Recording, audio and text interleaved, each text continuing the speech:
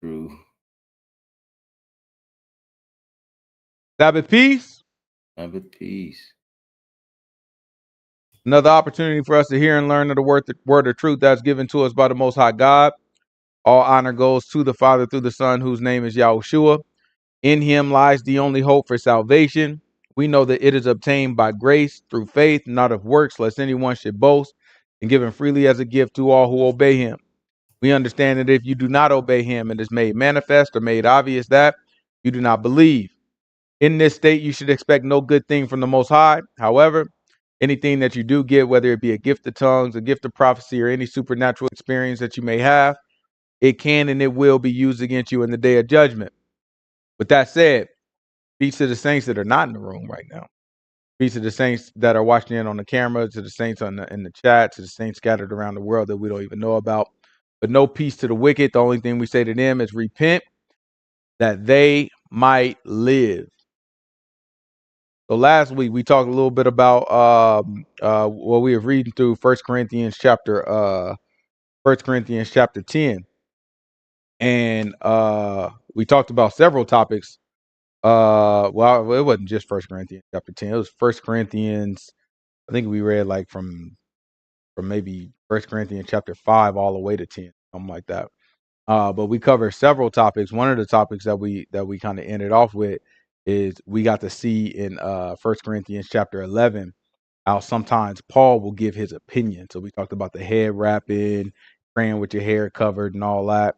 And in addition to that, we talked a little bit about in 1 Corinthians what was it? 1 Corinthians. I think that was 1 Corinthians 10. I can't remember. But we talked about the head wrap and a few other topics from Paul in 1 Corinthians. Now what we're about to do is we're about to jump into the rest. We're going to try to finish out 1 Corinthians, and then next week we'll probably try to get into 2 Corinthians. We stopped intentionally last week just before we got into the gifts of the Spirit. So I didn't want to start to cover part of that and then have to pick it back up later. So what I want to do now, y'all willing, is cover 1 Corinthians chapter 12 on to about 14. And then next week we'll start 2 Corinthians. As y'all see so far, the book that we've lasted the longest in, just stayed in one book, is Corinthians, just because there's a lot in here. A lot of stuff to go over in here. So let's go ahead and pick it up. This is 1 Corinthians chapter 12. Let's do verse 1.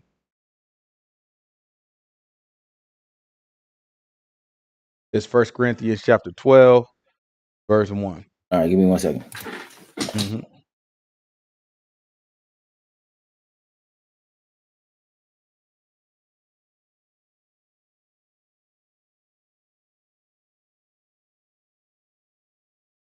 He 1 second got off of the screen. Well, let's make some small talk then, I guess. How about those Lakers? Guess we can do announcements. Y'all know about the fellowship call? Oh, all right, you back. All right, I had to try to, I had to try to fill some space. You know what I'm saying? I had to try to fill some space. You know what I'm saying? Music. Sabbath peace, Sister Briannica. Sabbath peace, Sister Sharon. Sister Sharon, I still got your gift. I was supposed to, that's my fault though, because I was supposed to come drop it off to you. But it's also your fault because you never come. You never, and you right there too. That thing cold-blooded, boy. You right there. But I'm going to still bring it to you. I forgot. That's my fault. Sabbath peace, Sister Pam, Sister Love. What else we got said? Now, concerning spiritual gifts, brethren, I would not have you ignorant. You know that you were Gentiles carried away unto these dumb idols, even as you were led. Wherefore, I give you to understand that no man speaking by the Spirit of God can call Yahushua accursed, and that no man can say that Yahushua is the master, but by the Holy Spirit. Right. So he's saying it's impossible that somebody can speak by the Spirit of the Most High God and then say Yahushua is cursed. right? Yahushua ain't nothing, right? So you can't blaspheme Yahushua and at the same time say the Spirit made me say that. Then he said on the other side, you also can't then speak against Yahushua and at the same time, or be speaking by an evil spirit and at the same time say Yahushua is the master, right? And so I want to stop here because you guys might see often, right, all over the place, Christians saying Jesus is Lord.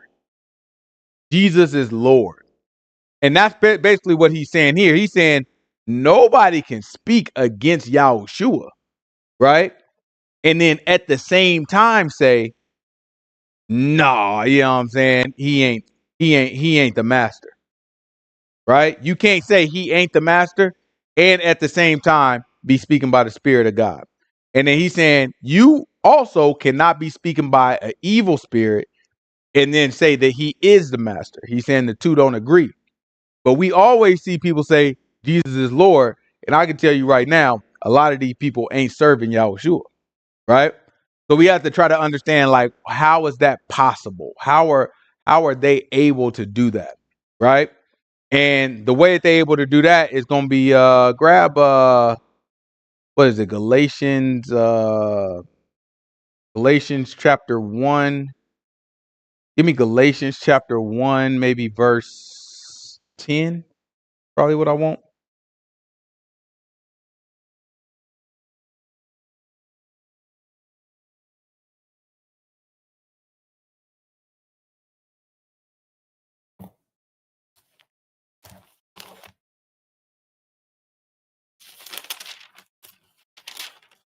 It's Galatians chapter 10. Chapter 1, verse 10.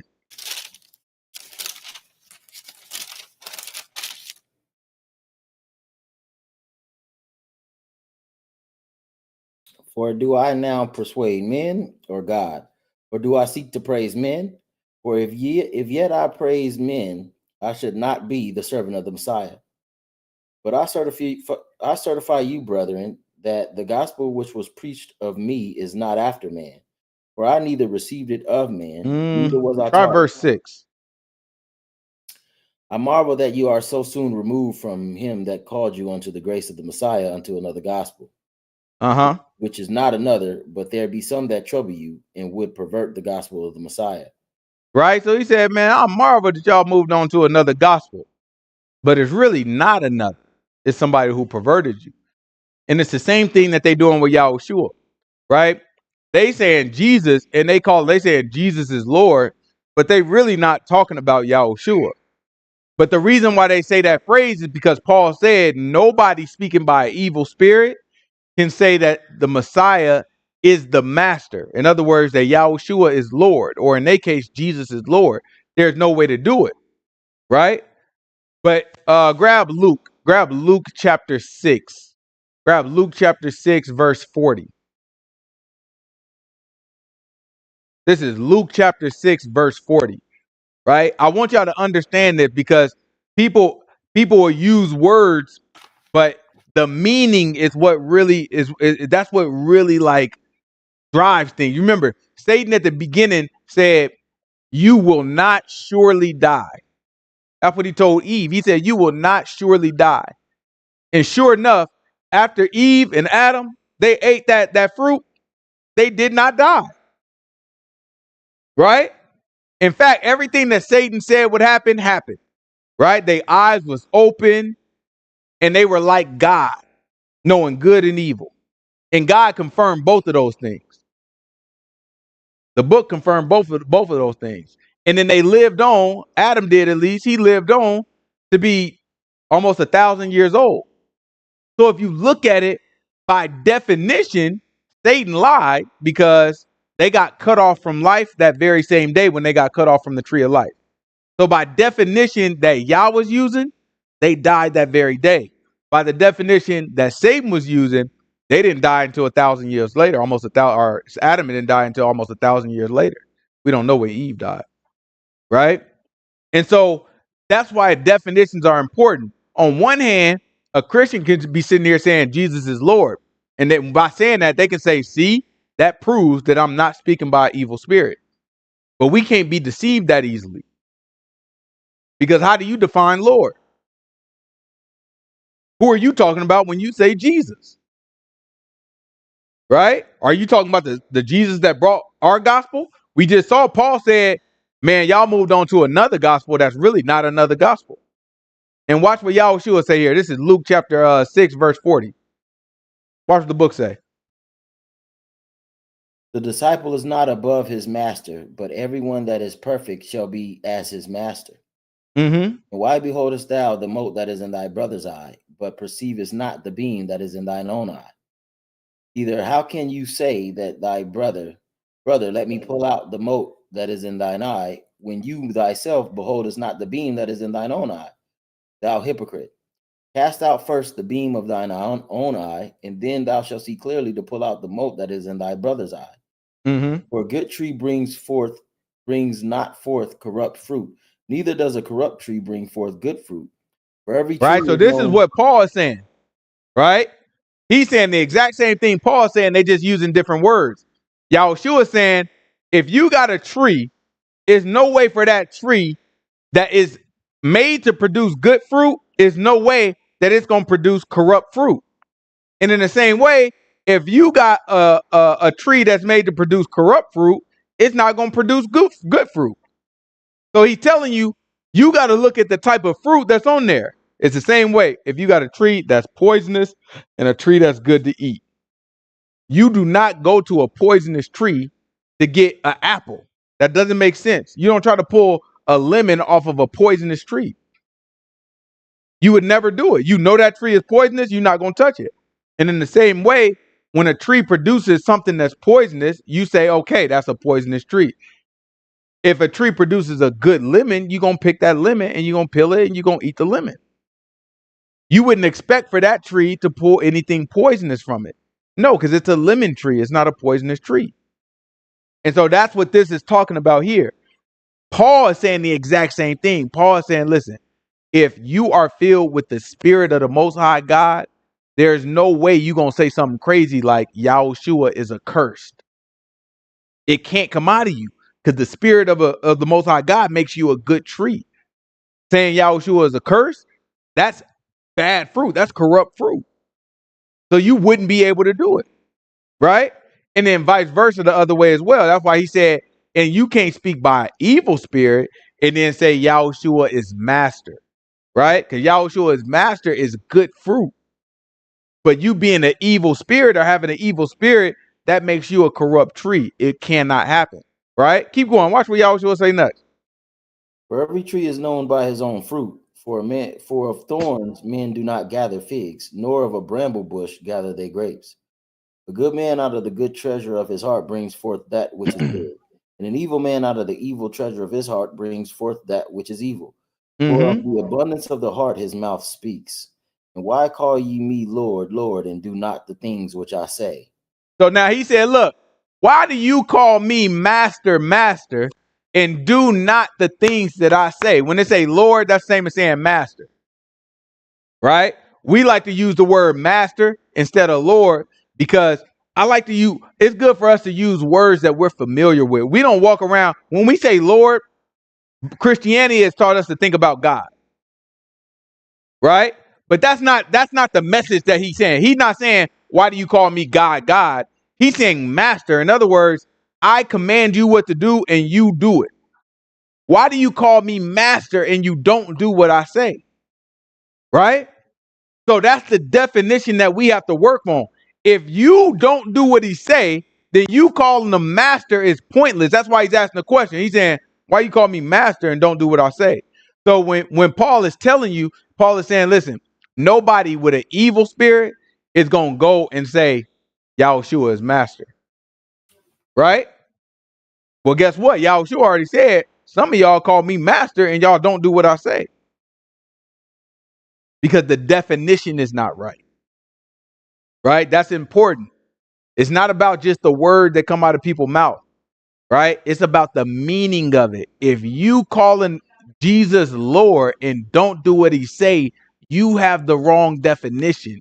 You don't really believe it. It's not coming from your heart. And guess what? You can still do it by an evil spirit. The key point, go back to 1 Corinthians. The key point that I want y'all to understand here, don't let anybody confuse you into thinking that evil spirits can't repeat words, right? Because they can. We've seen that already. We don't have to go back and get it, but y'all remember in Acts, the woman that was following Paul, and you remember she is saying, these are the men of God, you know what I'm saying, that came to preach in the name of Yahushua. All that was right. It was right. That was true words that she spoke. That didn't stop Paul from turning around and casting that demon out of her. Right? Because it came from an evil spirit. It may sound good, but it come from an evil spirit. Oh, we got grab Isaiah. Grab Isaiah chapter 29. Give me Isaiah chapter 29. Give me verse 12. This is Isaiah chapter 29, verse 12. Right? That's why these people need to be taught the word. The spirit of the Most High God got to send somebody to teach these people the word, because they'll get a shirt that called Jesus. It say Jesus is Lord, and they think they have their salvation in repeating that or in wearing their shirt. That's not how this thing works, right? That's not how this thing works. We can't just repeat something and then it just happened. That's hocus pocus. That's a spell. The book don't teach us how to do spells. That's why I don't teach nobody to do no affirmation. I ain't gonna teach you stand no mirror and repeat something to yourself.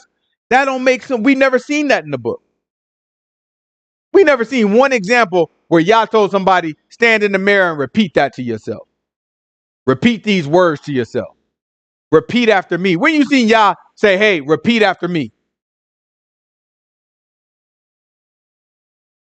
Right? That's what these churches do, but they dumb us down. Right? What I'm trying to do is I'm trying to teach y'all the book. I'm trying to teach y'all how to look at the book and get rid of all that tradition. Right? That way, when you speak something according to the book and you speak as to according to the oracles, that you're not just repeating something with vain and empty words. Right? You're saying it in a way that you believe it and it's in your heart. It has to be in your heart. Watch the book say. This is Isaiah chapter 29, verse 12. Watch the book say. And the book is delivered to him that is not learned, saying, read this, I pray thee. And he saith, I am not learned. Verse 13 is what I want. Watch this. Wherefore Yahuwah said, for as much as this people draw near me with their mouth and with their lips do honor me, but have removed their heart far from me, and their fear towards me is taught by the precept of men. Right? So you see what he said there? He said with their mouth and their lips, man, they definitely honor me. They be praising my name. They saying things that sound right. With their mouth and with their lips, man, they be saying all the right stuff. But what's far from them? Their heart. Their heart is far from him. So it got to be from the heart.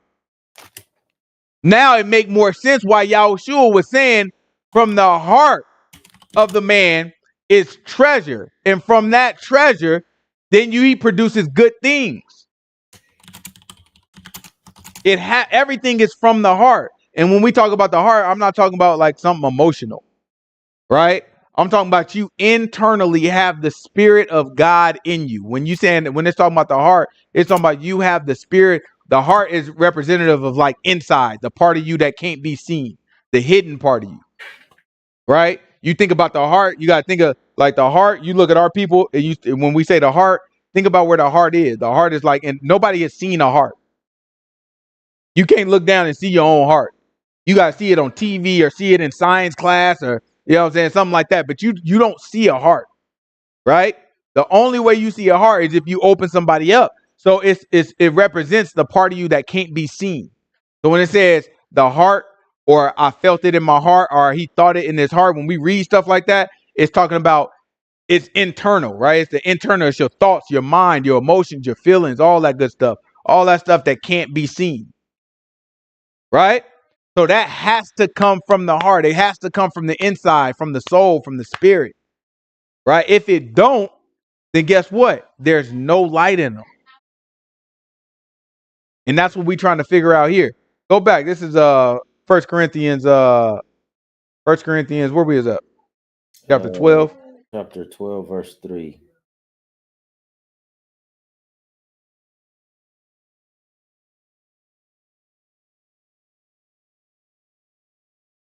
Yeah, the sister asked, she said, what do you mean by the oracles? Right? And we gon' did we already pass it? No, we're gonna get to that in Romans. I think it's in Romans. I think it's in Romans. Romans say, you know what I'm saying, if you speak as the oracles of God. But yeah, the oracles is talking about the word. It's talking about the revelation that Yah gave the prophets. Right? So whenever we speak, we supposed to speak as the oracles. But remember, it's not about repeating words, because we just read Isaiah. Isaiah said, man, look, they saying all the right words, but their hearts are far from me. And he gonna reject people like that. Right? So it's not about just saying the right words. And we have to get that. It's about believing this stuff and believing it. The only way you know you believe something is if your behavior follows what you talk about. Right? If you get to talking about you believe something and your behavior don't line up, then that means you don't, you know what I'm saying? You don't really believe it. You can't trust yourself. None of us can sit here and trust ourselves, be like, no, I think I believe this. Why you think you do? Man, I just feel it. I feel it in my heart. That ain't your heart. You know what I'm saying? Ain't your heart. Your blood pressure. You know what I'm saying? You got low blood pressure. That's all that is. You know what I'm saying? What you feel in your heart? You need to go to the darn doctor. Right? You can't just go and believe it just because you want to believe it. The only way you know you believe is because you look at your actions and you say, oh, that lines up with exactly what I read. Right? And when something line up with how you read, well then, okay, now my life reflects the belief of the word. Right? It's just like when we started off in the epistle letters, we started off with James.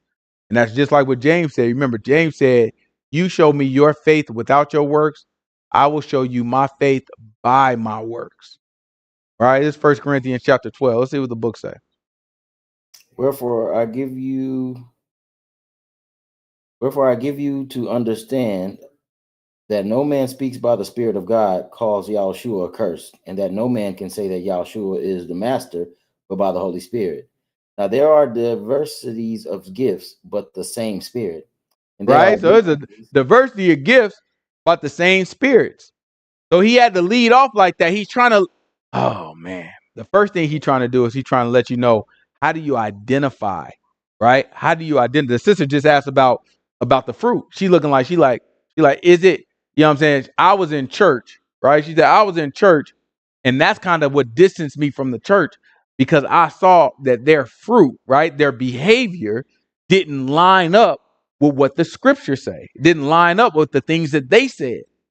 So she is like, that caused me to be distant. And her question was I okay to judge that? Like, is that an appropriate judgment for me? Right? Yes, that's exactly how you're supposed to judge. That's what Yahushua just told us, right? When he said, you know what I'm saying, know them by their fruits, that's what he's saying. He's saying the way you know who to follow and who not to follow, who to move after, who not, is by the behavior, by what they produce, right? And what they produce, I'm not talking about, a lot of times people turn that into something carnal, right? They'd be like, oh, well, no, that person got, you know what I'm saying? He a man of God. He got a bunch of cars and clothes, and he a man of God. He got a huge church, and he a man of God. He got, no. It ain't about that, right? It's about the integrity of the man and how they line up with the book. The integrity of the woman and how she lined up with the book. That's it, right? Don't matter how much they got or how little they got. That part matters none, right? All that matters is, do they adhere to the book? And if we judge people that way, then that's how we do it, right? That's what's going to lead us to make sure that we group ourselves and we set ourselves apart from evil and group ourselves with righteousness, right? So now, after Paul explains that part to you, now he's like, okay, let me tell you about the spirits. The first thing he had to lay down for you is, listen, the Spirit of God is never going to lead you to say Yahushua is not the master, right? Yahushua is accursed. The Spirit of God is never going to tell you not to obey Yahushua. That's the point that he's trying to tell you. So the first thing he's trying to get you to do is learn how to discern a good spirit from an evil spirit, right? That's the first thing he's trying to teach you. Then after that, he's like, okay, now there's many gifts of the spirits. Why do you think it was important for him to teach you how to discern, to kind of give you like a baseline of, look, this is how you know a good spirit from an evil spirit? Why was that important for him to start off with?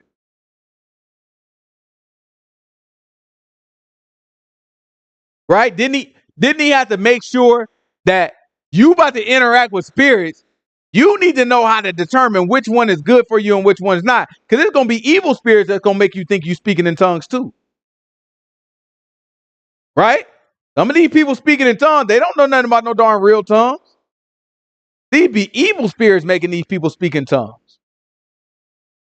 We sit down in these churches that don't teach us anything. You got a congregation full of men and women, and you got a woman sitting at the front of the church, and everybody's speaking in tongues. If you know the book, you know everything is wrong with this.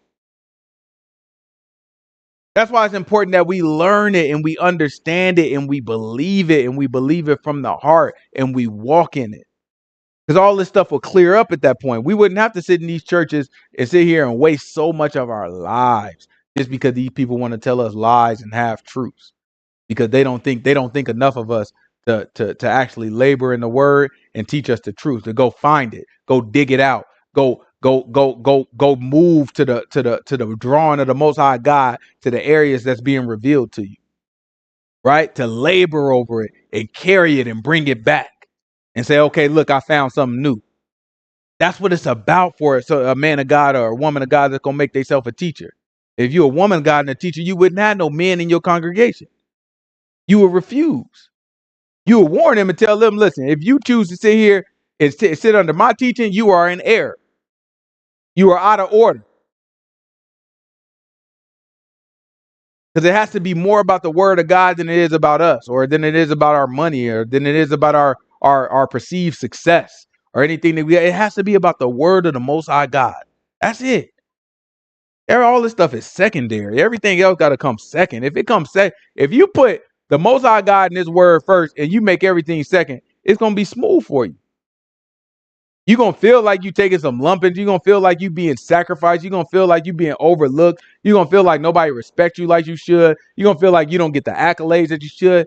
But that's okay. That's a good feeling to have, because that means you leaving room for the Most High God to recognize all the stuff that you do, to give you all the stuff that you earn. As soon as you start getting your accolades from people, getting your praise from people, and liking it and wanting it, that becomes your desire. You done. You done. Ain't nothing wrong with getting accolades from people, but you can't want it. That can't be your reason. And you can't lie to yourself and be like, nah, I mean, that ain't my reason. Yeah, it is. A lot of y'all, that is your reason. You're just looking for somebody to pat you on the back, somebody tell you did a good job. You know what I'm saying? Looking for somebody to, tell you how great you are. Nah, man, you gotta leave that stuff alone. Don't let that ever be your reason. Let your reason be the Most High God. He gonna tell you good job at the end. He gonna tell you well done. Right? That gotta be what we do it for. Everything else, if I get an accolade from one of y'all, okay, I appreciate it. You know what I'm saying? But I'm really doing it for the Most High God. So that way I can't be moved when a man come up to me or a woman come up to me and be like, you know what, man? I don't know what you're teaching. It's confusing. I don't know what you're teaching. It's wrong. I don't agree when you say this, that, and the other. You teaching false doctrine. That can't move me. Nor can it move me when a man or a woman come up to me and be like, well, you a man of God, boy. I ain't never heard nobody teach it like you. Neither one can move me. I got to hear both of them be like, I appreciate that one. And, oh, well, you know what I'm saying? If that's what you believe, brother, then go on and find you another teacher. And if you think, you know what I'm saying, you think I'm a man of God, you think I'm teaching right, I appreciate it. Thank you. Oh, yeah, stick around. But it ain't about me. It's about the Most High God. Neither one can move us, right? Nothing can take us, whether it look good or look, because it's just words, unless it line up with the book. Keep going. Watch this.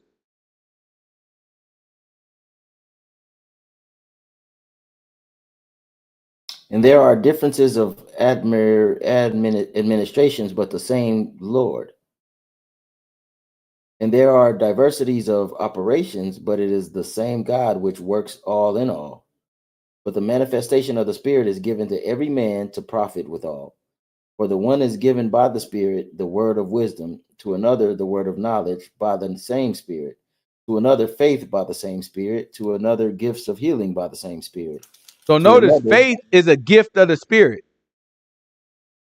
I want y'all to understand all this stuff, because it's like we get caught up Start at the beginning of the spirits that he lists.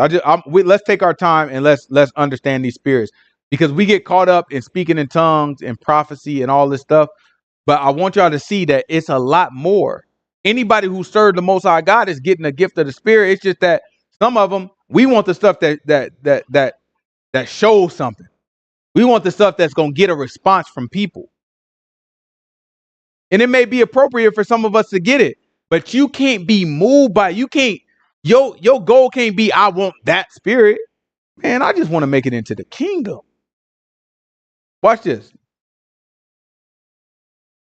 For the manifestation of the Spirit is given to every man to profit withal. Okay, so every man gets a manifestation of the Spirit. And when you do that, it's made to profit withal. In other words, it's made to give profit to everybody. So one thing you got to know about getting a gift of the Spirit is never about you.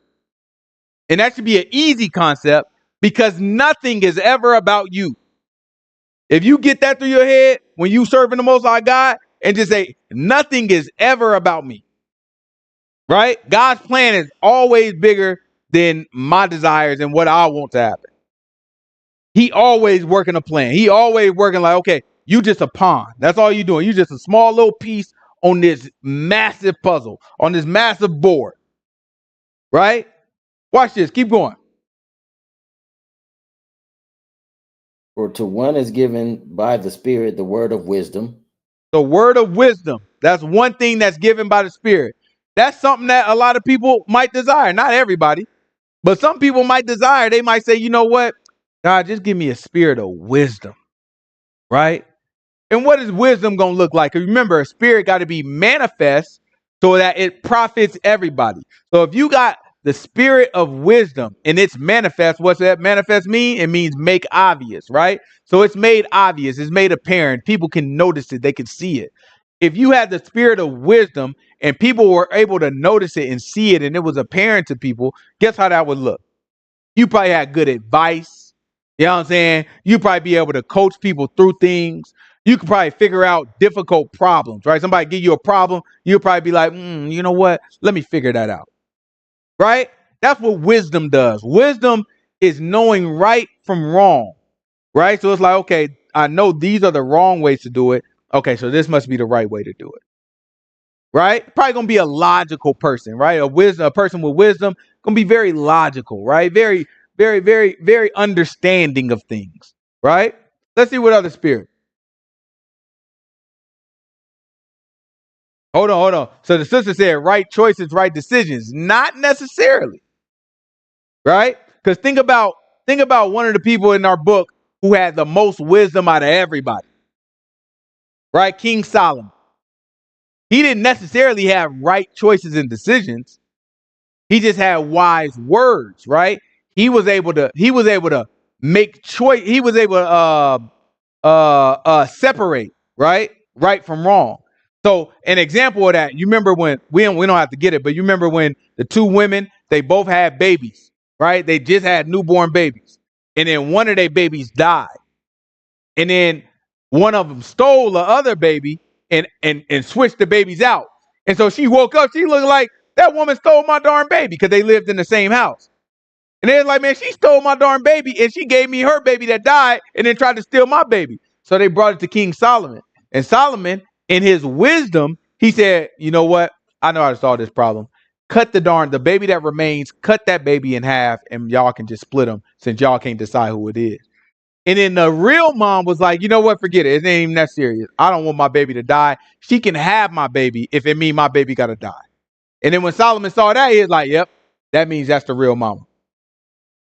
Right? So Solomon could figure out a problem, right? He could give judgment on a problem.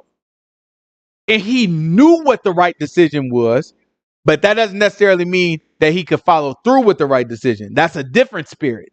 Let's talk about the other spirits. We'll talk about what the other spirit, the spirit that may cause you to follow through with the right decisions, is faith. But let's get to that one.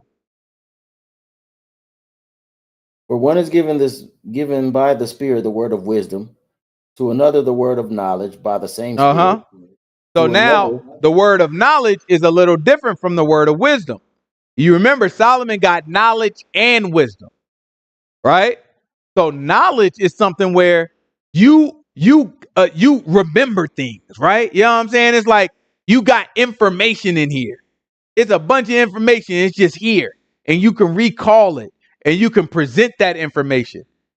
You may not even understand the information. You just remember it, right? It comes back to you. That's knowledge. You have a lot of information, right? So you might have the spirit of knowledge that can help people, right? You might have a whole congregation and it's like, let me tell you about World War III. Let me tell you about World War I. Let me give you context on this. Let me give you context on that. Let me teach you about math, right? I just remember everything, right? Keep going. Watch this. So spirit of wisdom, spirit of knowledge.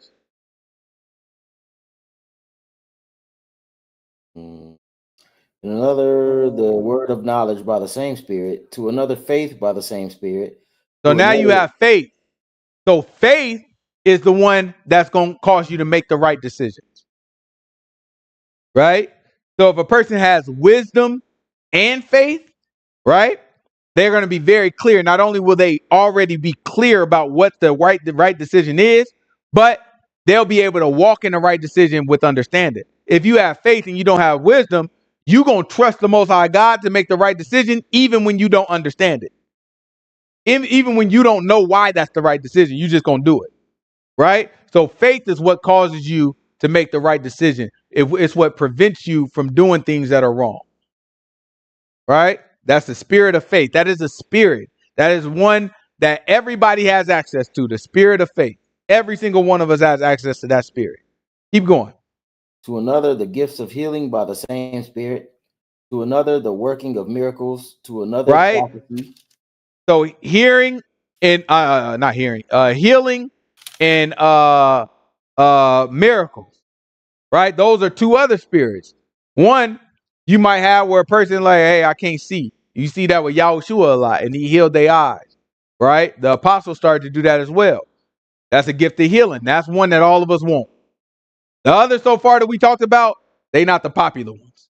You don't hear a lot of people saying, oh, I got the spirit of faith. I got the spirit of knowledge or the spirit of wisdom. But you hear a lot of people not a lot of people, but you see a lot of these pastors, the crooked pastors on TV talking about, oh, I send you my personal prayer package and it'll heal you. Right? Keep going. To another, working of miracles. To another, prophecy. Right? So prophecy is another one that a lot of people want. Right? A lot of people want to be able to say, you know what I'm saying? This is what's about to happen. Most High God, thus says Yahuwah. Right? A lot of people like to say that. Right? So prophecy, that's another one. Discerning of spirits. Yep. So discerning the spirits, that means you can see spirits or feel spirits or understand that it's an evil spirit versus a good spirit. Right? Some people have that gift. Some people at young ages, right, have visions of spirits or can see the spirits in a room or feel the spirits in a room. Those are gifts, right? Those are gifts of the Most High God. But remember, all of these gifts have to be made to benefit all. That's how you know when it comes from God. Every one of these gifts that we talking about outside of the spirit of faith, right? Outside of the spirit of faith, every one of these gifts can be duplicated by Satan. Right? Satan can create a version of. You remember when Moses, we don't have to get it, but you remember when Moses, he threw down the staff and it became a snake, right? What did Pharaoh's magicians do? Right? They also threw down the staff and it became a snake. Now they didn't do a miracle like Moses did, but they made it look like it. Same thing with the water, same thing with a few other things, right? They made it look like they was doing the same thing as Moses, but really it wasn't. It was something different. Well, Satan does the same thing. Right? Satan to come to you and make you feel like you speaking in tongues, make you feel like you heard from God, make you feel like you're a prophet. Right? Satan to give people the power to do miracles. We may not have seen it yet, but that's what's described in Revelations. So that's why it's important for us. The one thing that Satan will never duplicate is the same thing that Paul led off with. He said, listen, there's no way that an evil spirit gonna tell you that Yahushua is the master. And if you believe that and you walk in it, then you know that is not That's the spirit of faith that make you obey Yahushua, right? The spirit of faith is the only one that's going to make you obey Yahushua, and that cannot be duplicated. Keep going. Watch this. To another, diverse kinds of tongues. To another, interpretation of tongues. Right? So you got diverse tongues. In other words, you speaking in tongues. You speaking in a language that other people don't understand by the power of the Most High God. It's not just walking up and tell. No, the power of the Most High God is moving you to speak, but the speech is coming out of you in a way that you don't even understand, in a language that you don't even understand, right? And then he said an interpreter of tongues. That means that's a separate person that can hear what you're saying and they understand it. And they say, okay, this person is saying the Most High God is going to come and he's going to rescue all of us. So then they interpret what the tongues say. Those are two separate gifts. You have a person that speaks in tongues and then you have an interpreter. Now, we all have seen people claim that they speak in tongues, right? I can't think of many of us that had people that claim that they was interpreter. When was the last time you was in church and they had doing the thing, boom, boom, boom, boom, and they start running around and speaking in tongues, doing all that extra stuff? When was the last time somebody popped up with a mic? Excuse me, Pastor. What the lady is saying is, you know what I'm saying? Like you're not gonna see that because a lot of this stuff is fake. It's not real. These people are not. I'm not saying that they intentionally doing it fake. They probably think something is really making them speak. It just don't be God. It be other spirits. And that's why this stuff is dangerous, because it's not like sometimes it's not like right? That's the misconception about this. Sometimes people just feel like I know just because I know. No, you won't know. You will feel like you're doing the right thing. You think all these Muslims know that they evil? All these Christians know that they evil? No. They think they good people. They think they doing the right thing. They think it's really not that big of a deal. Yeah, I get drunk on the weekends. Yeah, but you know what? I always pay my tithes.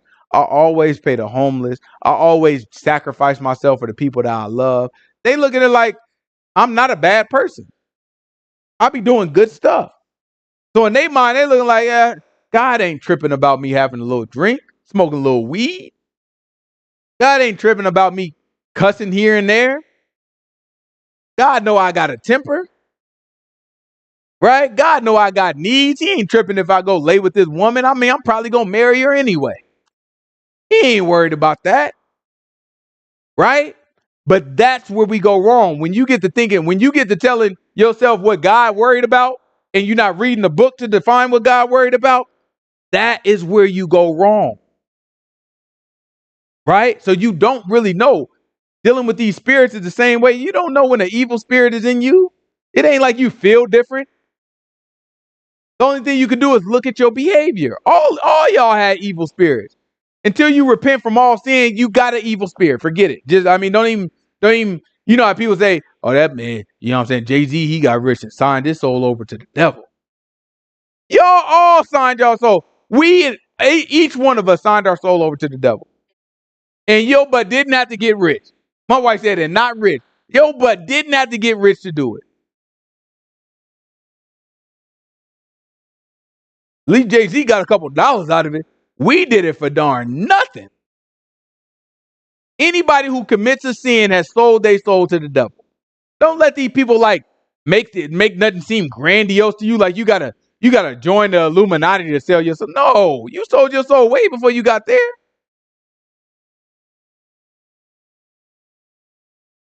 The standard is high for us. The bar for us is high. All we gotta do is live up to it. Keep going. Watch this. Interpreting tongues, speaking in tongues, diverse tongues. What else?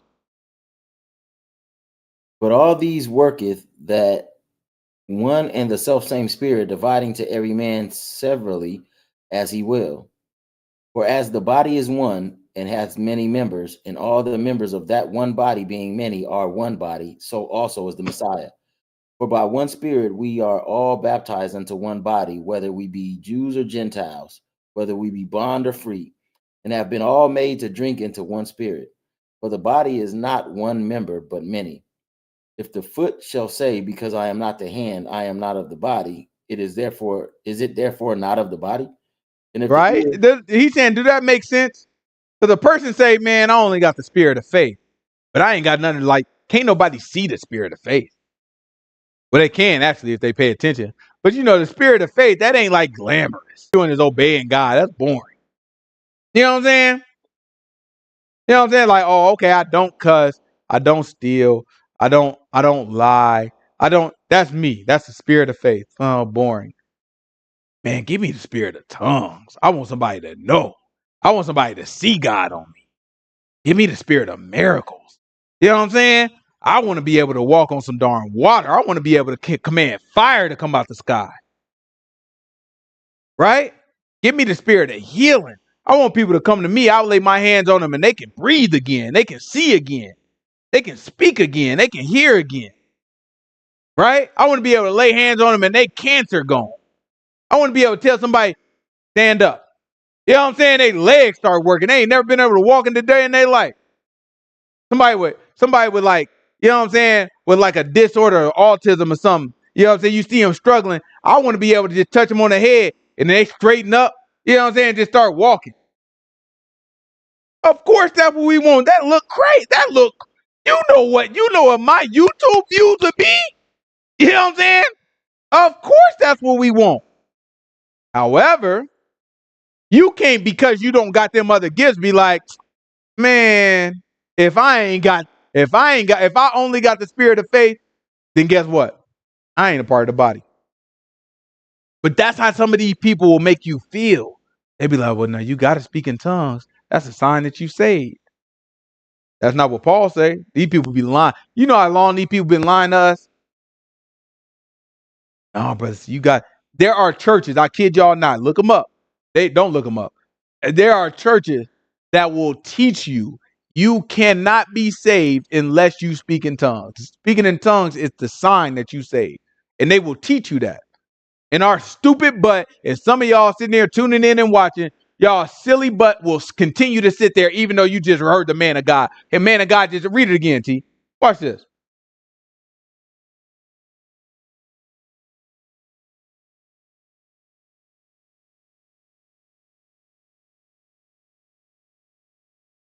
You reading it? Hello? my bad. But all these worketh that the selfsame Spirit, dividing to every man severally as he will. For as the body is one and has many members, all the members of that body, being many, are one body, so also is the Messiah. For by Mm-hmm. one Spirit are we all baptized into one body, whether we be Jews or Gentiles, whether Mm-hmm. we be bond or free, and have been all made to drink into one Spirit. For the body is not one member, but many. If the foot shall say, because I am not the hand, I am not of the body, is it therefore not of the body? And if Right. Do it make sense? Because it say, well, I can't speak in tongues, so that means I'm not a part of the Messiah. He said that don't make no darn sense. That's like the foot looking at the hand like, man, since I'm not the hand, I ain't a part. Or the hand telling the foot, well, since you ain't, you know what I'm saying, since you ain't no hand, you know what I'm saying, you ain't really a part of the body. He said, man, that's ridiculous. Keep going. Watch this. if the wait, and if the ear shall say, because I am not the eye, I am not of the body, is it therefore not of the body? If the whole body were an eye, where were the hearing? The whole were hearing, where were the smelling? But now has God set the members, every one of them, in the body as it has pleased him. And if they were all one member, where were the body? But now are they many members, yet but one body. And the eye cannot say unto the hand, I have no need of thee, nor again the head to the feet, I have no need of you. Mm-hmm. Nay, much more, those members of the body which seem to be more feeble are necessary. And those members of the body which we think to be less honorable, upon these we bestow more abundant honor, and our uncomely parts have more abundant comeliness. For our comely parts have no need, but God has tempered the body together, having given more abundant honor to that part which lacked, that there should be no schism in the body, but that the members should have the same care one for another. And whether one member suffer, all the members suffer with it, or one member be honored, and all members rejoice with it. Now ye are the body of the Messiah and members in particular. And God has set some in the congregation, first apostles, secondarily prophets, thirdly teachers, after that miracles, then gifts of healings, helps, governments, diversities of tongues. Are all apostles? Are all prophets? Are all teachers? Are all workers of miracles? Have all the gifts of healing? Do all speak with tongues? Do all interpret? But covet earnestly the best gifts, and yet show I unto you a more excellent way. He said, listen, covet earnestly the best. Whatever gifts you think, this is what he's saying. He's saying, whatever gifts you think is the ones, man, I really want to like speak in tongues and speak prophecy, heal, and do miracles. He's saying, okay, whichever ones you think is the one, covet those. In other words, want those, desire those. And he said, and when you do that, I'm going to show you the best gift of all. Watch what he said. Keep going. This 13? Yeah. This is 1 Corinthians chapter 13, verse 1. Watch what he say. Though I speak with the tongues of men and of angels and have not charity, I am become as sounding brass or a tinkling cymbal. Mm-hmm. And though I have the gift of prophecy and understand all mysteries and all knowledge, and though I have all faith so that I could remove mountains and have no charity, I am nothing. Right? So he's telling you, even though I have all these gifts, if I don't have love, then I don't have anything. Right? Watch this. Keep going. And though I bestow all my goods to feed the poor, and though I give my body to be burned, and have not charity, it profits me nothing. Charity suffers long and is kind. Charity envies not. Charity vaunteth not itself, is not puffed up. Does Right? not So when they behave, say charity, just know it means love. So he's saying love don't do any of these things. Right? Keep going. Watch this. charity envieth not. Charity vaunteth not itself, is not puffed up, does not behave itself unseemly, seeking not her own, is not easily provoked, thinking no evil, rejoices not in iniquity, but rejoices in the truth. Beareth Right? all things. Rejoices not in what? Iniquity. But rejoices in the truth. This is all love. So what he's telling you is, listen, if you don't have love, then it is pointless. Y'all look, whatever you think the best gift is, right? If you don't have love, then it's pointless. And then he starts to describe love to you, right? Love don't do this and love do that. Don't do that, right? Love don't puff itself up. Love don't seek its own attention, right? If you don't have love, then it's pointless. But he said one thing very clearly. A lot of people think they got love. Be like, yeah, no, that's for sure. When I look at my wife, man, I don't be looking at, I'll be looking after her, not me. It ain't about me. And when I be talking to my wife, man, it ain't about puffing myself up. It ain't about, when I be looking at my mom, I love my mom. I ain't this. So everybody be feeling like, yeah, no, I definitely got love. But look at the one that get everybody out the pain. Read it again. Rejoices not at iniquity, but rejoices in the truth. Right? Love rejoices not in iniquity, but rejoices in the truth. And that's why our commandment is love. Right? Love your neighbor as yourself. That's what the commandment is.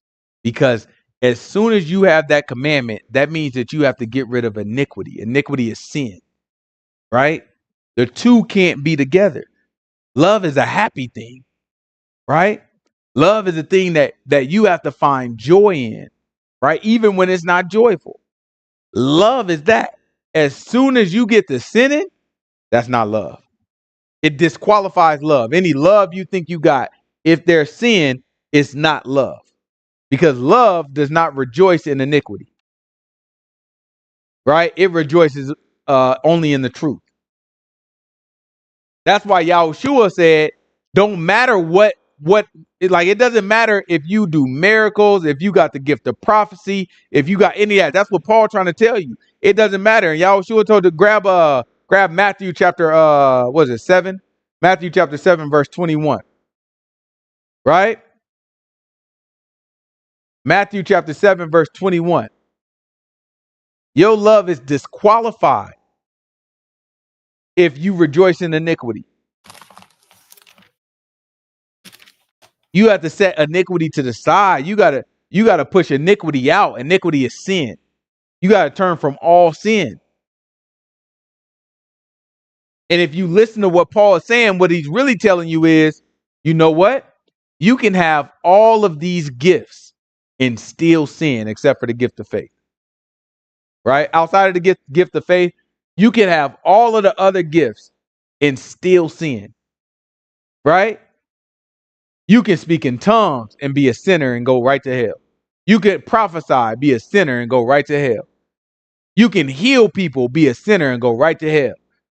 You can move mountains with miracles and be a sinner and go right to hell. You can have wisdom and be a sinner and go right to hell. Have knowledge and be a sinner and go right to hell. Right? This is Matthew chapter 7, verse 21. Not everyone that saith unto me, Lord, Lord, shall enter into the kingdom of heaven, but he that does the will of my Father which is in heaven. Many will say unto me in that day, Lord, Lord, have we not prophesied in thy name, and in thy name have cast out devils, and in thy name done many wonderful works? Right? So look, in thy name, we've prophesied. In thy name, we've cast out devils. That means that they had the spirit to discern spirits. Right? And in thy name have done many wonderful works. That means that they've done miracles. Right? And then what happened after that?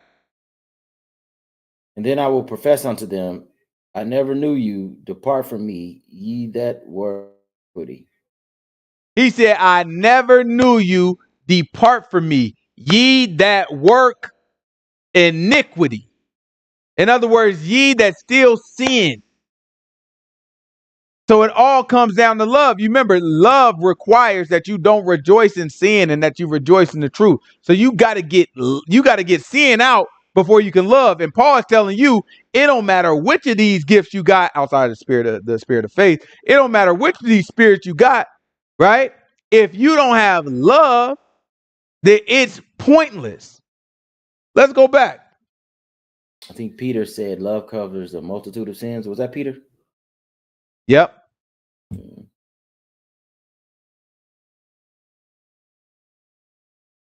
Let's go back. So the sister asked, she said, all these spirits combined supposed to be one assembly, one congregation, right? We don't typically say church, right? Because you know what I'm saying, sometimes when we think of church, we think of like a building, right? We always like to use words that make stuff real to it. You'll see another thing that we don't really use much, even though it's in the scripture.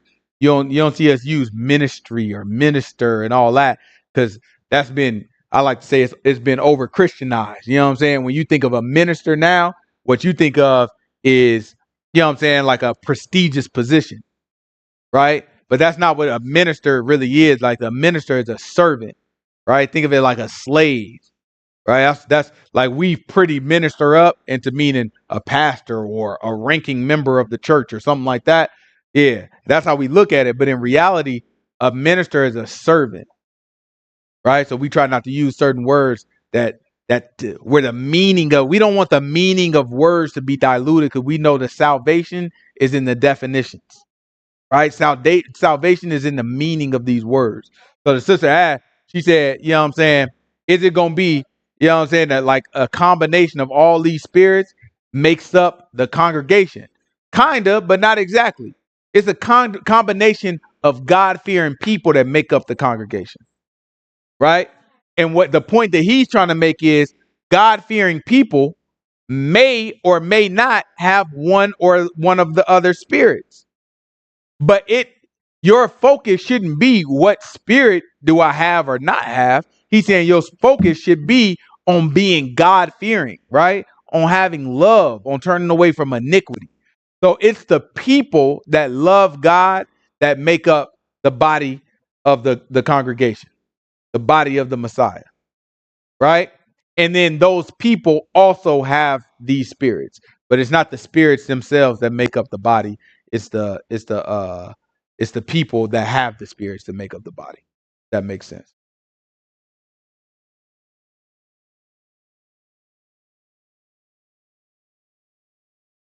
Keep going.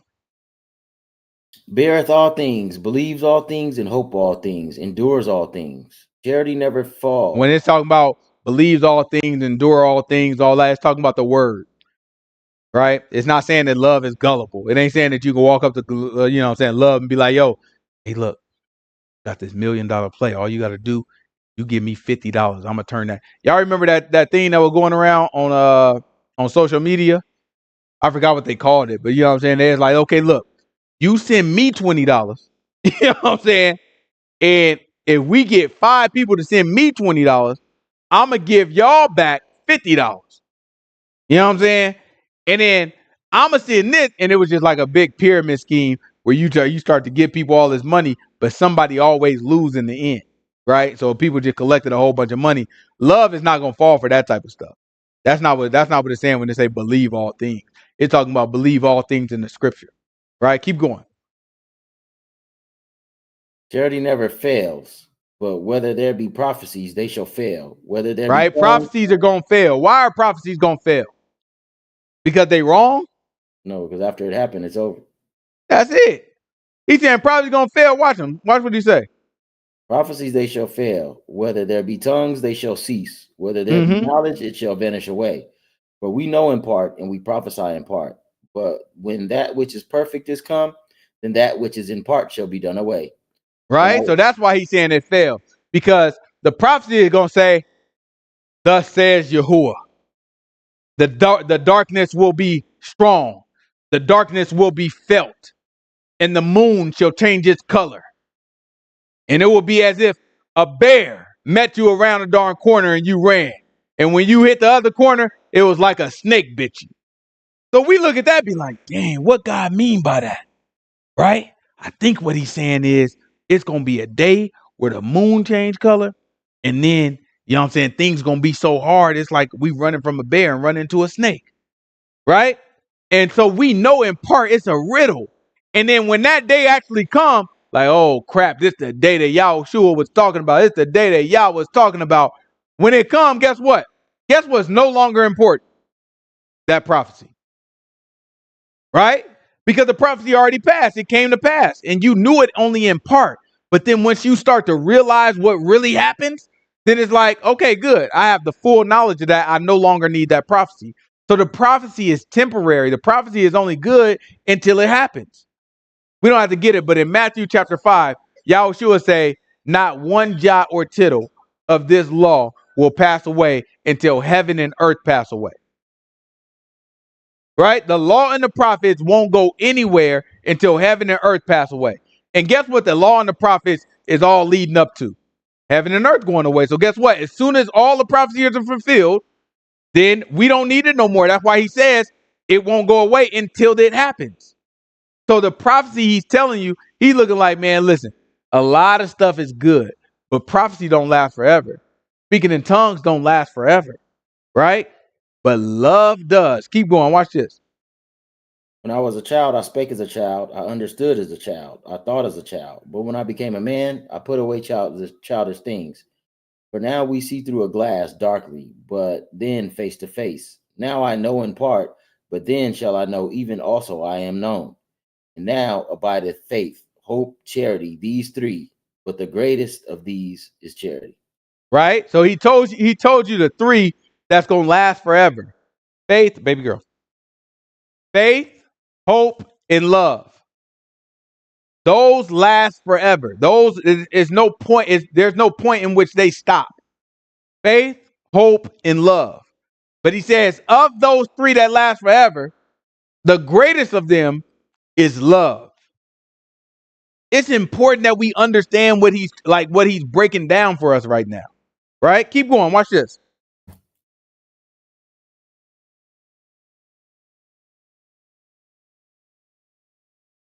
Follow after charity and desire spiritual gifts, but rather that ye may prophesy. For he right? He said, listen, follow after charity. In other words, continue to love, continue to keep the commandment of Yah and turn away from sin. Right? So follow after charity. In other words, follow after love and desire spiritual gifts. Right? So he just got done telling you, don't be let's summarize what we read so far. He's telling you, first, you got to know how to discern an evil spirit from a good spirit. Even if you don't got the gift of discernment, you still got to learn how to recognize the difference. Here's how you know. An evil spirit ain't never going to tell you that Yahushua is the master. Right? And a good spirit is never going to tell you that Yahushua is accursed. So in other words, the spirit that causes you to obey the book, that's a good spirit. The spirit that causes you to disobey the book, that's an evil spirit. So that's the first thing he let off with. Then the next thing he said is, stop fighting over the gifts of the spirit. Don't make somebody feel like they not a part of the body just because they don't have a particular gift. And don't you get to worrying about having a particular gift to the point that you feel like you not saved because you don't have a particular gift. That you not going to be a child of the Most High God because you don't have a particular gift. He says, stop focusing on that. What you should be focusing on is love and obedience and hope. Because out of all those things, the greatest one is love. So then he ends it off by saying, keep going after love. In other words, keep being obedient and keep turning away from sin and keep loving your neighbor as yourself as we commanded to.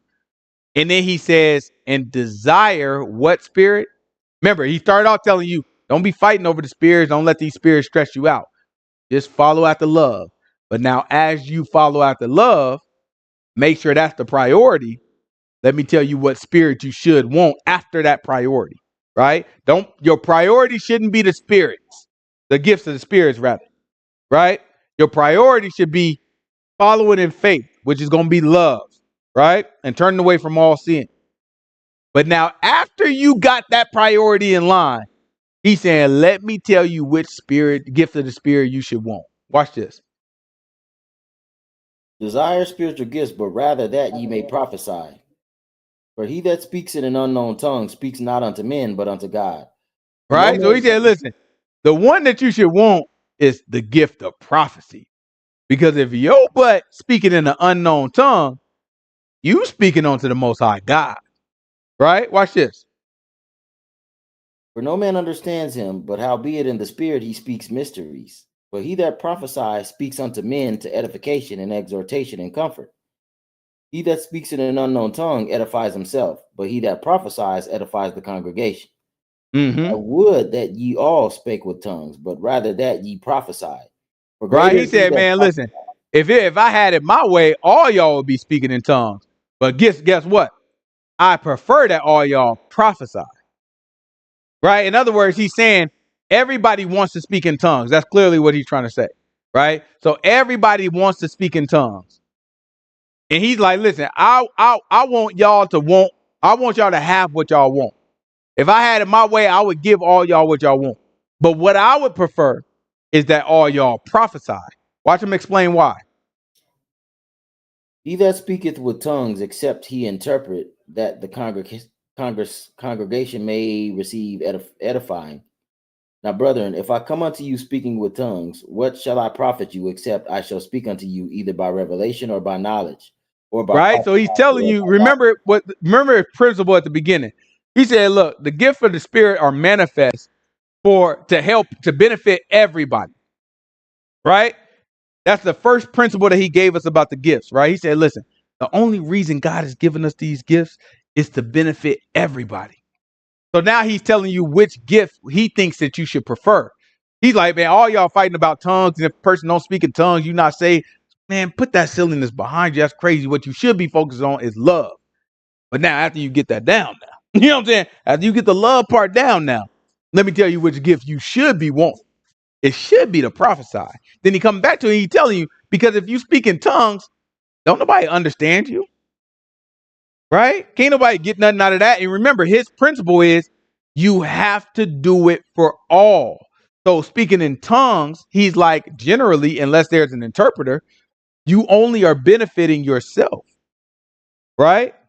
So he's like, the better gift is prophecy. Let's hear him out.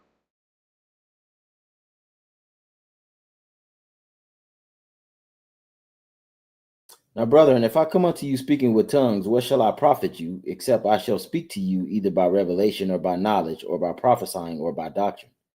Right? He said the only way it's going to profit you is if I speak to you by revelation or by knowledge. Right? So in other words, revelation is going to be God revealed to me your thoughts.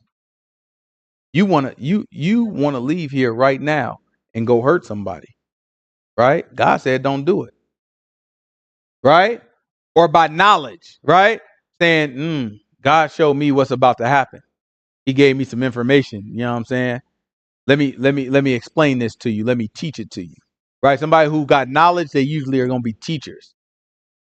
Right? They're going to teach people, give to people new information. Right? Or what else? Or by prophesying or by doctrine. Mm-hmm. Even things without life-giving sound, whether pipe or harp, except they give a distinction in the sounds, how shall it be known what is piped or harp? Right? So he said, listen, if you got a instrument, he said, how do you know what the sound means in that instrument if it don't have a distinct sound? If it's just a bunch of random sounds, it ain't gonna mean nothing to nobody. It has to have like a distinct sound. And he's relating like an instrument with a very distinct sound and a meaning behind the sound. He's relating that to prophecy, because prophecy is something you can understand and you can do something with that information. Whereas speaking in tongues, you don't understand, so it's just noise. Watch, he'll explain it. For if the trumpet give an uncertain sound, who shall prepare himself to the battle? So likewise, you, except ye utter by the tongue words easy to be understood, how shall it be known what is spoken? For ye shall speak into the air. There are, it may be, so many kinds of voices in the world, and none of them is without signification. Right? So he's saying that based off of our law. Right? When he said with the trumpet, you know what I'm saying, if it give an uncertain sound, who gonna prepare itself for war? Remember, our law, grab Numbers 10. Right? Remember what our law told us, that it was very particular sounds that the trumpet had to make, and we were going to do very particular things as a response to that trumpet. So he's talking about our law here when he's like, man, look, if the trumpet don't sound right, who going to do it? Because that's what the prophecy is like, right? The prophecy is like a trumpet with a very particular sound, right? When I say trumpet, think of an alarm. Right? You might know exactly what a tornado alarm look like, or what's it called? A tornado warning sound like. You know what I'm saying? You go to some of these places that got tornado, and you know what I'm saying, from what I heard or read, you know what I'm saying, that thing go, and everybody knows what that means. Right? It's like that is a very particular sound that only means a tornado is coming. So when you hear it, you already know, oh, okay, I got it. Now, what if it was just a random sound every time? Sometimes it's bling, bling, bling, bling, bling. You know what I'm saying? Sometimes, sometimes, you know what I'm saying? Every time it's something different. How you supposed to know? No, I thought that was a darn rooster on my. I didn't know a tornado was darn coming. You wouldn't know because it don't have any distinct sound. Well, that's what speaking in tongues is like. Speaking in tongues is like, I don't understand it. It's random. There's no distinct sound. There's nothing I can hear in speaking in tongue that I can do something with. So he's saying, I would prefer that you prophesy. Watch what our law say. This is Numbers chapter 10. Let's start at verse 1. I don't know what I want. It's probably like verse 9 is what I want, but let's start at verse 1. And the Lord spake unto Moses, saying, make thee 2 trumpets of silver, and a whole piece that thou shalt make them, that thou mayest use them for the calling of the assembly, and for the journeying of the camps. Mm-hmm. And when they shall blow with them, all the assembly shall assemble themselves at the door of the tabernacle of the congregation. Okay. And if they blow with one trumpet, then the princes which are heads of the houses of Israel shall gather themselves unto thee. All right. So look, if I blow, we all got trumpets. All the priests got trumpets, right? But if I blow with only one priest stand up, he say, wah! Guess what that means? That means the heads of the tribes got to go. So when we hear one trumpet, that's a very distinct sound. We say, oh, okay, that ain't got nothing to do with me. I ain't the head of a tribe. Right? Let's see what else. When you blow an alarm, then the camps that lie on the east part shall go forward. When you blow an alarm the second time, then the camps on the south side shall take their journey and shall blow and take their journey. They shall blow an alarm for their journeys. But when the congregation is to be gathered together, you shall blow, but you shall not sound an alarm. And right? So listen, when you blow an alarm one time, that means who go first? I think it's the east. The east. Right? That means the east go first. Like, come on, let's go. You heard the alarm. All right. It was only one. Okay, let's go. It's a very distinct sound. That means you blowing it. You know what I'm saying? You blow the alarm. It's like, okay, it's only one alarm. All right, let's go. Then the second one, who's supposed to go next? The west? The south. The south got to go next. right? So as you blow the alarm, it's a very distinct sound and it's a count. Okay, that was the first one. That was the second one. That was the third one. Okay, boom. And then we go out in order. Keep going. But when the congregation is to be gathered together, you shall blow, but you shall not sound an alarm. And the sons Right? of Aaron. So when now it's time to bring everybody back together, now it's not an alarm, it's just a blow. Wah! Everybody is dispersed. When they hear the wah, oh, we disperse. Okay. We hear the blow. All right, that means we got to go back in. These are the distinct sounds. So that's what Paul is talking about. He's saying, listen, if go back to what Paul said. This is 1 Corinthians chapter 14, verse what? 1 Corinthians chapter 14, verse what? 10. Verse 10. Watch the book say.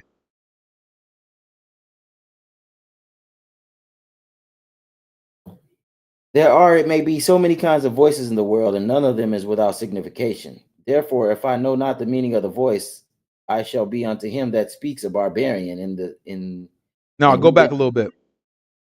So likewise, except you utter by the tongue words easy to be understood, how shall it go be? Go back a little bit more. For the trumpet give an uncertain sound. Who shall prepare themselves for battle? Right now, if you get to blowing that trumpet, you got an amateur blowing the trumpet. One of the new priests, he blowing the trumpet. I think, you know, his lips. You know what I'm saying? They say, you know what I'm saying? He might got like little white people lip. You know what I'm saying? You know, you can't. You know what I'm saying? He can't really get it. You know what I'm saying? So it's an uncertain sound. Ain't nobody heard that sound before. Who gonna get up and go to war at that point? Like, man, I don't know if that was an alarm, bro. I think, you know what I'm saying? I think that was a glitch in the system or something. That might have been a bird. You wouldn't know. Keep going. Watch this. So likewise, you except ye utter by the tongue words easy to be understood. How shall it be known what is spoken? For ye shall speak into the air. There are, it may be, so many kinds of voices in the world, and none of them is without signification. Therefore, if I know not the meaning of the voice, I shall be unto him that speaks a barbarian, and he that speaks shall be a barbarian unto me. Right. When you say barbarian, think of that as like being a foreigner, right? Being somebody who speak a different language. Even so ye, for as much as ye are zealous of spiritual gifts, seek that ye may excel to the edifying of the congregation. Right. So he's saying any gift that you want, just make sure your thought process is, how do I benefit my congregation? How do I benefit my people? Right. Keep going. Wherefore, let him that speaks in an unknown tongue pray that he may interpret. For if I pray in an unknown tongue, my spirit prays, but my understanding is unfruitful.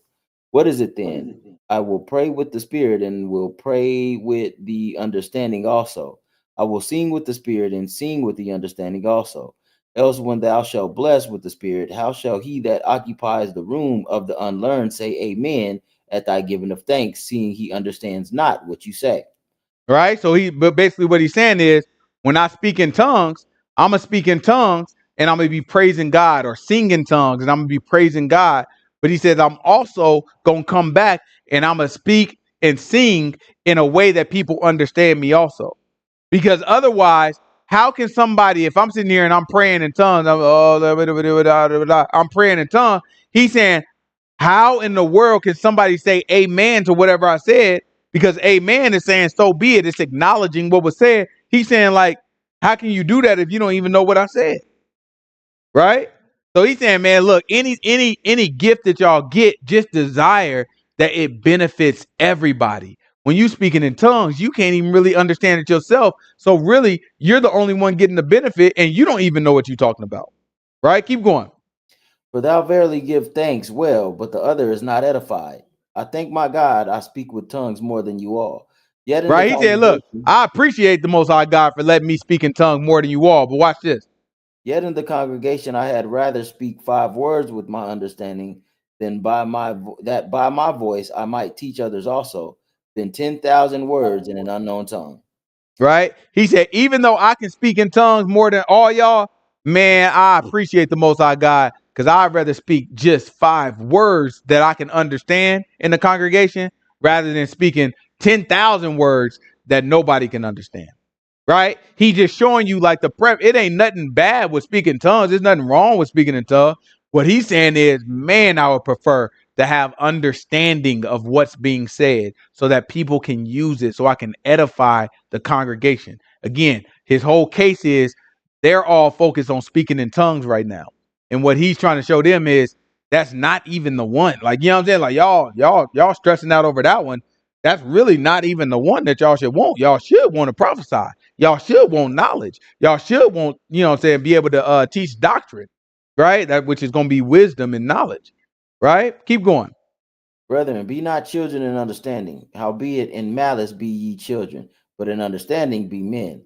In the law it is written, with men of other tongues and other lips will I speak to this people, and yet for all that they will not hear me, says Yahuwah. Wherefore, tongues are for a sign, not to them that believe, but to them that believe not. But Right. So notice prophesying, what he used. He used Isaiah chapter 28. And he used Isaiah chapter 28 for a reason. You know, those of us that have been around a lot, we used to start off every study with Isaiah chapter 28. Right. But in Isaiah chapter 28, he says, with another tongue, right, with stammering lips in another tongue will I speak to this people. And then it goes on to say, but they would not hear.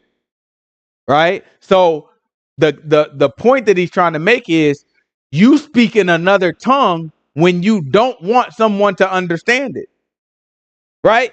God spoke to us in another tongue when he didn't want us to understand. So that's what he was trying to prove with using that. He's saying, here's proof that speaking in another tongue is not the best for understanding. See, Yah even said he was going to speak to us in another tongue when he didn't want us to hear. Right? When he was trying to make this thing a little bit more, you know what I'm saying, challenging for us so that he could trap those who don't have faith, who not going to persevere, who's not going to endure all things. Right? Keep going.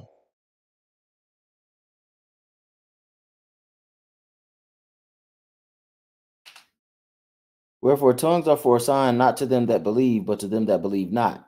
But Right? So he prophesying, said the purpose of tongues is not for the person that believes. So he's talking to all believers. He's talking to all saints, all disciples. So he's saying, listen, honestly, it's not a sign to the person that believe. All us are believers. Right? It's more beneficial to the person that believes not. Watch this. but prophesying serves not for them that believe not, but for them which believe. Right? And then prophecy, that's for the people that believe. So, like, if you don't believe, you might want to see somebody speaking in tongues because then that becomes a miracle to you. Then, after that, once you start believing, now you need somebody that got prophecy that will teach you and give you understanding. Right? Grab Acts chapter 2. This is Acts chapter 2. Let's start at verse 1. I just want y'all to pay attention to exactly how, look at what Paul said, and then watch exactly how Acts chapter 2 plays out. This is Acts chapter 2, verse 1.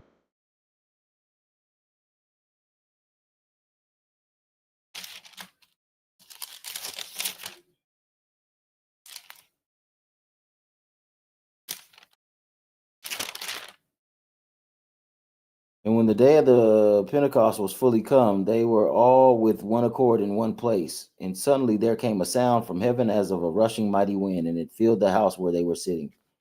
And there appeared unto them cloven tongues like as of fire, and it sat upon each of them.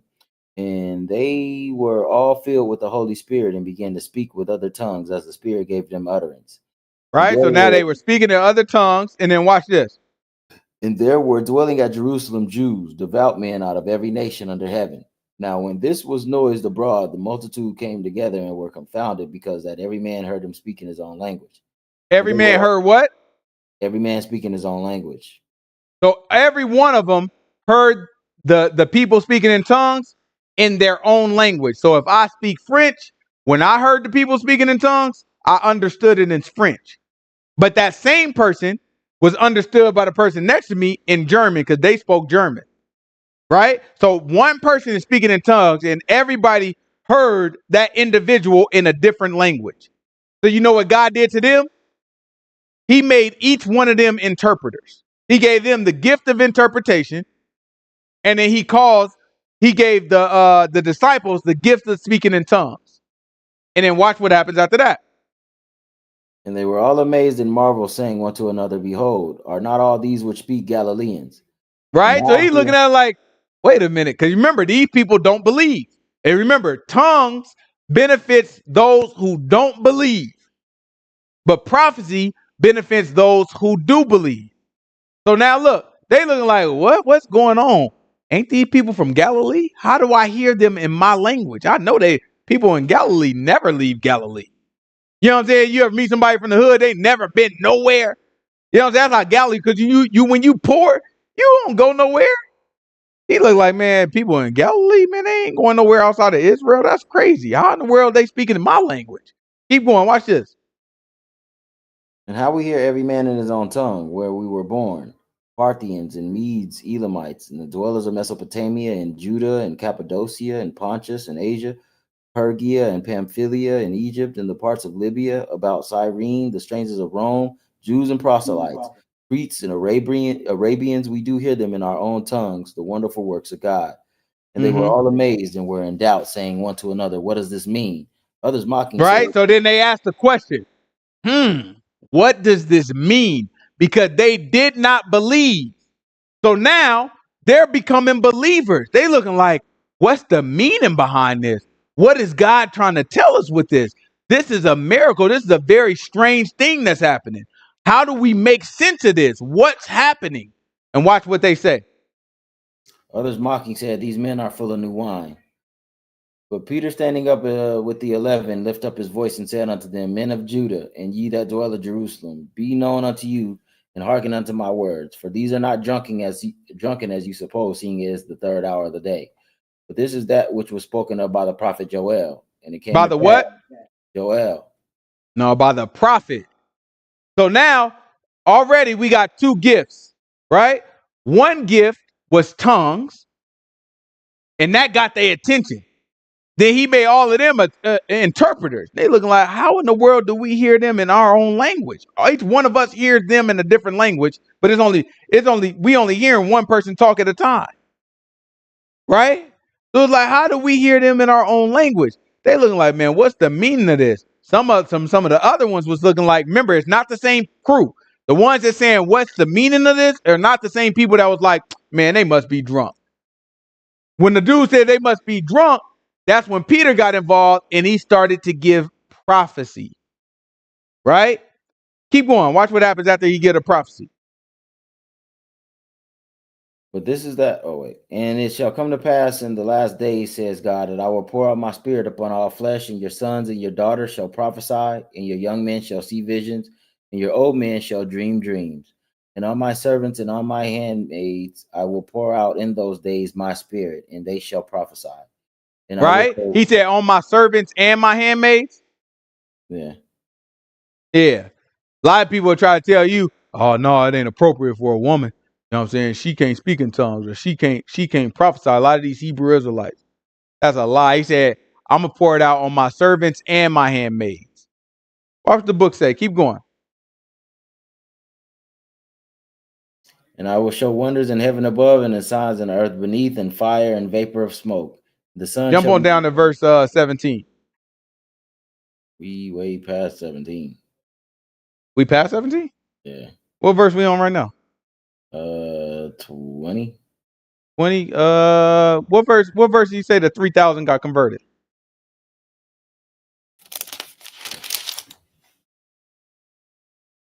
Mm, 41. 41? Oh, I didn't realize it was that far down. Jump on down to verse 41. Then they that gladly received his word were baptized in the same day there were added unto them about 3,000. Right? So now them being unbelievers who witnessed tongues, became interpreters, and then heard prophecy from the book of Joel, they then were benefited much. Right? They were not believers and they became believers and heard prophecy. So this is exactly what Paul is talking about in 1 Corinthians chapter 14. Let's go back. 1 Corinthians chapter 14, what verse did we leave off? 23. It's 1 Corinthians chapter 14, verse 23. Let's see if we can finish this up. If therefore the whole congregation be come together into one place, and all speak with tongues, and there come in those that are unlearned or unbelievers, will they not say that ye are mad? But Ain't if that what all they said? Right? They look like, man, nah, man, they drunk. Right? It wasn't until Peter jumped up and was like, whoa, whoa, whoa, whoa, whoa. No, they not drunk. This is prophecy. Right? Just notice how exactly what he said lined up with Acts chapter 2. Keep going. But if all prophesy, and there come in one that believes not, or one unlearned, he is convinced of all, he is judged of all. And thus, Right? And ain't that what happened? The people heard them, and they could, because they were made interpreters, they heard them in their own tongue. And so they looking like, what's the meaning of this? And then Peter jumped up and he gave them prophecy, and then they all believed. Or not all, but 3,000 of them believed. Right? Keep going. and thus are the secrets of his heart made manifest. And so, falling down on his face, he shall worship God and report that God is in you of a truth. How is it then, brethren, when you come together, every one of you has a psalm, has a doctrine, has a tongue, and has a revelation, has an interpretation? Let So all now things he's be about to done. talk to us about order, right? Order is very important, because in the order is where we see the Most High God. All of us who read through the Bible last year, we went through the law. And one of the things that we marveled at is the strict order of God. So we know God is a God of order. So when we get to seeing stuff that's all out of order and people just doing whatever they want to do, that's just one sign that the Spirit of God is not necessarily leading everybody, right? This is about order. So he's saying, listen, the order is, why in the world do everybody come here with a psalm and with a teaching, right? Everybody, you mean everybody trying to teach, everybody trying to sing, everybody trying to do everything? Watch here. We'll keep going. Let all things be done unto edifying. If any man speak in an unknown tongue, let it be by 2 or 3 at the most, and that by course, and let one interpret. But if Right? So now he's giving you an order to follow. He said, look, if you got people that's going to speak in tongues, let it be by 2, 3 at the most. So in other words, he's telling you it shouldn't be a congregation full of people speaking in tongues. As soon as we see that, we should be like, oh, okay, this ain't the order of the Most High God. At the very least, even this, let's say all these people truly got the gift of the Spirit. They're not using it according to the order of the Most High God, period. Because you got a whole bunch of people just jumping around. So he said, listen, if y'all got people, let's say you got 20 people that speak in tongues, you got to pick 3 of them. Like, y'all 3, y'all can come up. And he said, let them speak, but let them do it in course. In other words, let them take turns. So you first, go ahead, speak in tongues. Okay, you get done. Okay, next, you speak in tongues. But then what else got to happen?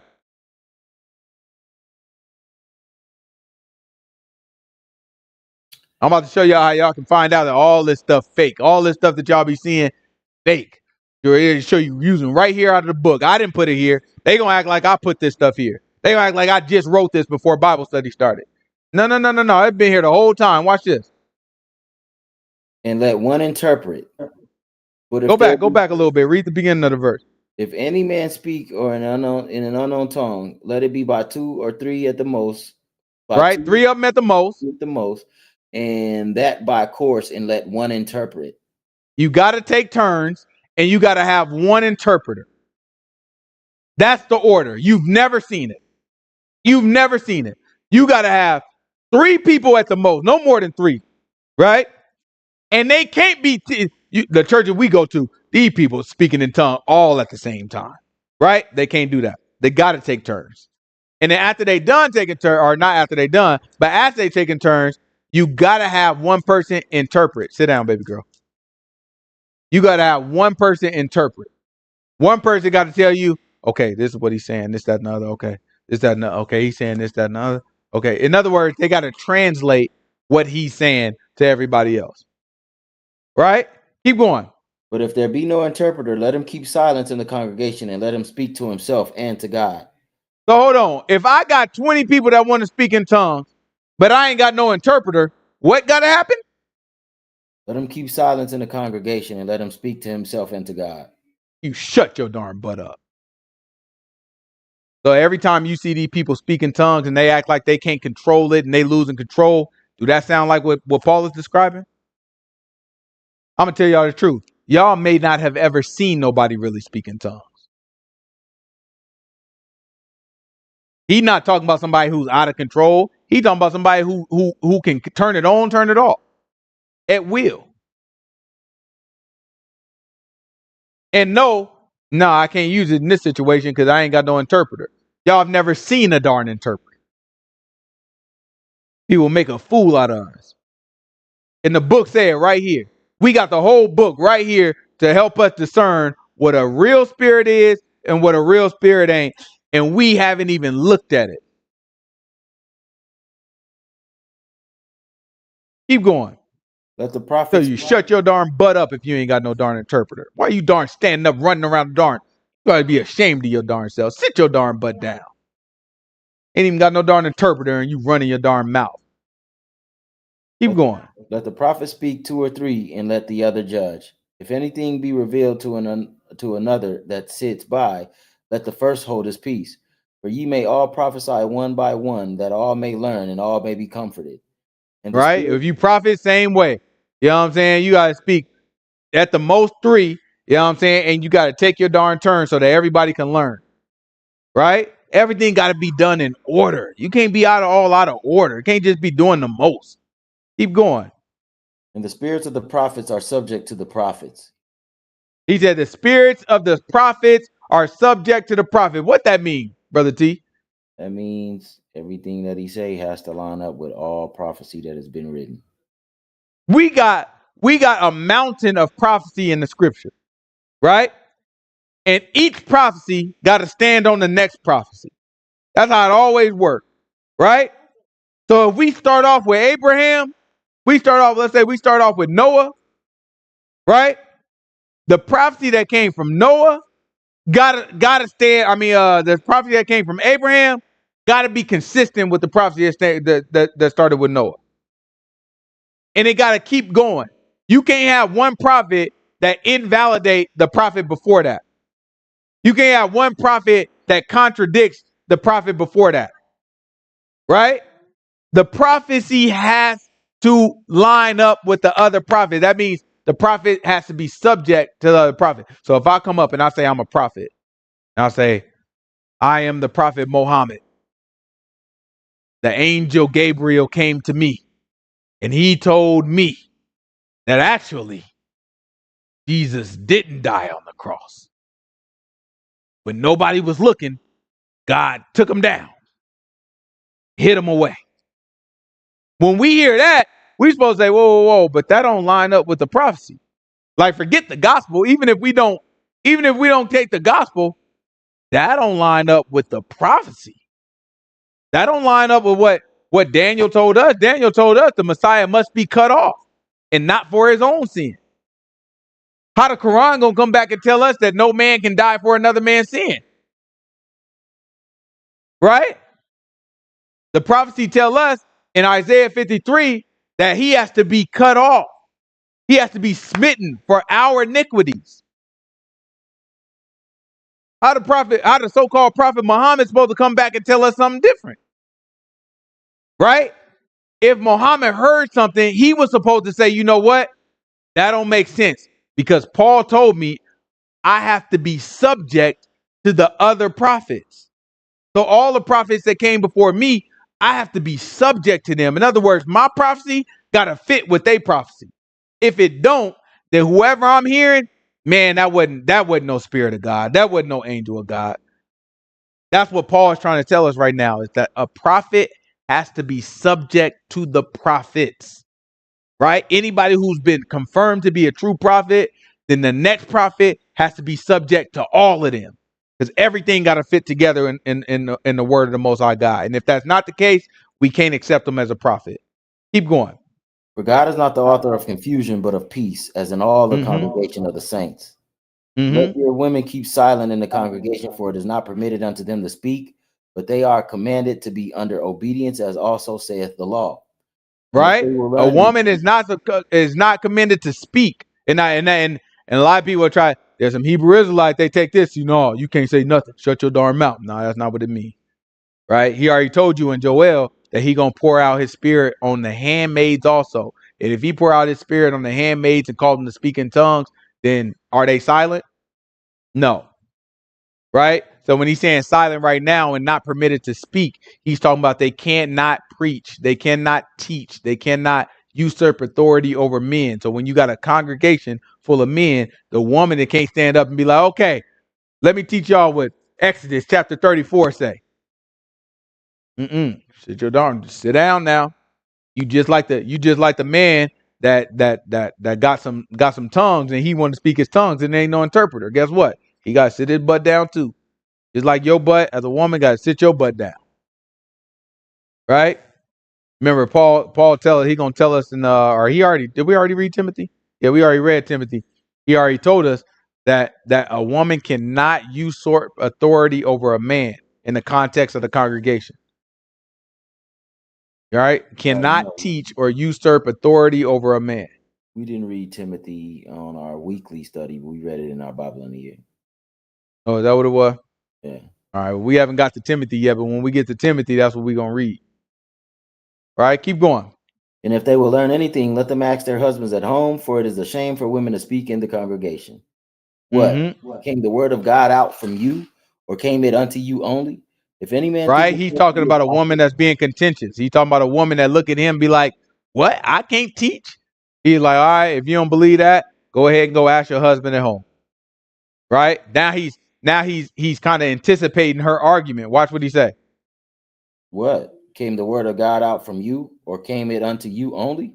If any man think himself to be a prophet or spiritual, let him acknowledge that the things which I write unto you are the commandments of the Lord. Right? So look, notice what he's saying. He said, what? Came the word onto you only? Who told us? Who said that? The Levites. You remember Korah? Mm-hmm. In Numbers, we don't have to get it, but that's what he said. He was like, nah, man, we all pass through the water. He's like, nah, man, we all, you know what I'm saying? God chose all us. Right? You think you the only one, Moses? Right? So that's what Paul was trying to reflect. He looking like, you know what I'm saying? He trying to anticipate what some of the women will say when they get rebellious. Like, what you mean? You the only one, Paul? You the only one you think God can speak to? I can teach about God too. He looking like, nah, go talk to your husband. I ain't about to hear and argue with your butt. Right? And then he went on to say, listen, watch this, keep going. If any man think himself to be a prophet or spiritual, let him acknowledge that the things that I write unto you are the commandments of the Lord. Yeah, you better understand what I'm talking to you. I'm not right now when I'm talking, I'm not giving. Sometimes when Paul talked, he give his opinion. That's what happened in what was that? Chapter 11? I think in chapter 11, that was Paul giving his opinion, right? When he came back here, he looking like, be clear. What I'm telling you right now is the commandment of God. And if you think you call yourself spiritual and you call yourself a prophet, then you need to acknowledge that. Keep going. But if any man be ignorant, let him be ignorant. Wherefore, right? If you don't believe it and you don't understand that, oh well. Wherefore, brethren, covet to prophesy and forbid not to speak in tongues. Let all things be done in decency and in order. Right? He said, now don't stop nobody from speaking in tongues. Just make sure it's done in decency and in order. That means stop them if it ain't in order, but don't stop them altogether. Right? So that's 1 Corinthians chapter 14. That's the whole book of 1 Corinthians. What we'll do next week is what happened? Still got 15 and 16. Oh, it's 2 more chapters in 1 Corinthians? Yeah, 15 talk about the resurrection and stuff. Well, I thought it ended at 14. All right, well then we'll finish out 1 Corinthians next week then. We'll do 1 Corinthians 15. Yeah, because you're right. We definitely got to get 15. I don't know what I was thinking. 15 a hitter. Yeah, we definitely got to get 15. So we'll finish out 1 Corinthians next week. I can't believe I forgot about 15. That's crazy. 15 is a hitter. I don't know why my brain was saying it ended 14. But yeah, we'll finish out 1 Corinthians next week. And then it's actually some good stuff in 16 too. Some stuff I want to go over with y'all in 16. So yeah, we'll talk about a lot of this stuff next week. Any questions? Any questions?